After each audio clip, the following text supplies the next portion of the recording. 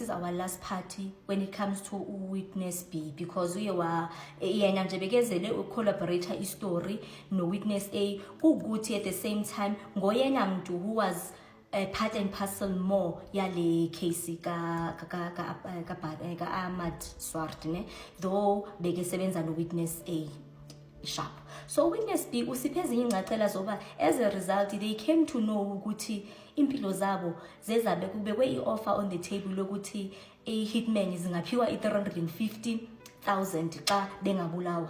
As a result baze bafumana even i-messages ezazisitsho into yoba ukufa kwabo kuzakwenzeka njani, kuplanwe into yoba baza assassinatewa njani.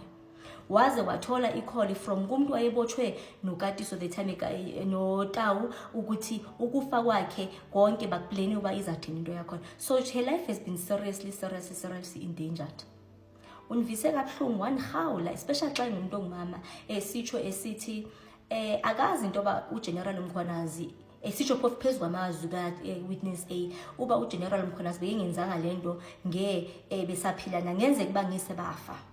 Engatsho into yoba abazufa na now that uthethile. However, she would not mind, not necessarily the exact words, but she wouldn't mind ukufa isazi into yoba she died for a good cause. And uzafa at least bona beyifumene i-platform yomabathethe as opposed to abanye, because it's not like amapolisa amaninzi awazi bakwenzekani, but they just were not as brave as uGeneral Mkhwanazi. So naye uchilo wathi salute to uGeneral Mkhwanazi. Mbongile ke naye. It's emotional nje into yakhona, but nansi i-video yakhona apha ne. So zininzi ke ezinye izinto ezezathethwa ku-Witness B phansi kwalamcimbi futhi wobu-Big 5 wama-cartel. Watsho wathi ngokubona kwabo i-ring lead ngumswazi phansi koba ke phofu echile into yoba uLucky Molefe has been on the run, and it was confirmed that kwi-wing yama-cartels ikhona i-communication abanayo. So apha because of remember it is Lendile political killings task team, and apho sikhuluma ngabogalakatyeni abanama-expert forensic crime intelligence ballistic experts nje bane-team yabo eye-experts from different angles. So there is a communication that they have. Ibhlungu ke indaba ka-judge ne, uJudge Ledwaba lo, because uemphasizile nayo indlela akafumene ngayo, because nayo uyowayithatha lanto yoba uLedwaba ingathi kuno-bribe nyana akayifumene. Lo uLedwaba owapha uKat i-400,000 bail akayishiyanga, and as a result uLedwaba wakhona i-Department of Justice system or judicial i-raisile concern ngayo ngoku. Ningalibali banguphi lo Ledwaba. Lo Ledwaba ngulo kuthiwa waclassifya i-CR17 statements. Remember khona la investigation yayisenziwa nge-CR17. I-CR17 ke yi-campaign uba umuntu ezaba yi-president uCyril Ramaphosa. So kukhona ubugulukudu babuvelile ngoku into yoba khona izinto zazingenziwanga right.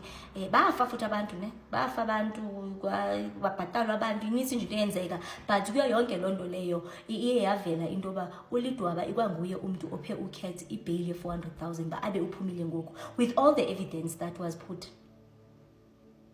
So bafethu yona yimpi, but nje asiswele imilomo thule mbokodo eyazidela yadela abantwana bakhe yadela, because umuntu ongutata vele ukhona ozawuyenza, but abantu abangomama akuvelanga.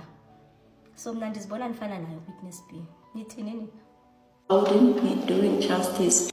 I wouldn't be doing justice by not mentioning General Mkhwanazi.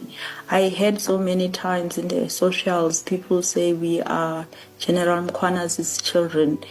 Even though I haven't seen General Mkhwanazi, I haven't met General Mkhwanazi, but what he did on July 6, I'll be always grateful, because I was saying that it's not like people, they didn't know those things. No one had the courage to take it out there, and we were dying one by one. Hence we've indicated with one of our own colleagues we were going to die. I'm not saying now that this happened we're not going to die, but I will die peacefully knowing that I was doing the right thing, and the whole country knows what cause did I die for.